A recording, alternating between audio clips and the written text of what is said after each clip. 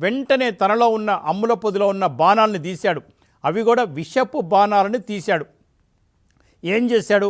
అంబటి రాంబాబు గారికి ఫోన్ చేసి చెప్పాడు, నువ్వు ఎలాగైనా సరే చంద్రబాబు నాయుడు గారిని తిట్టు, నీకు ఎమ్మెల్యే సీటు ఖాయం, మంత్రి కూడా ఇస్తా, ఒకవేళ 2034లో అనుకోకుండా వస్తే నీకు ఇస్తా సీటు, కాబట్టి నువ్వు సీటు పదిలం చేస్తాను, మంత్రి పదవి ఇస్తాను.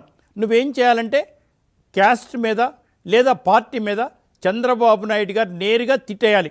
ఎలా బూతులు తిట్టాలంటే ఊర్లో కూడా ఎవరు అటువంటి మాట్లాడుకోకూడదు.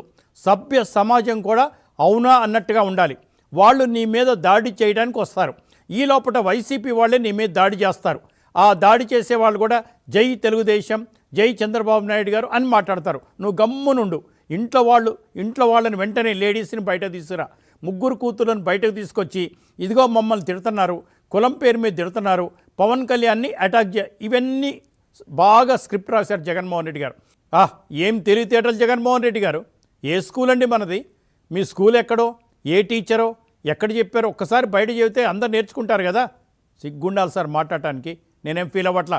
ట్రోలింగ్ చేస్తారా చేసుకోండి. I'm least bothered about your trolling. We're for AP. ఏం మాట్లాడుతూ ఉన్నారు?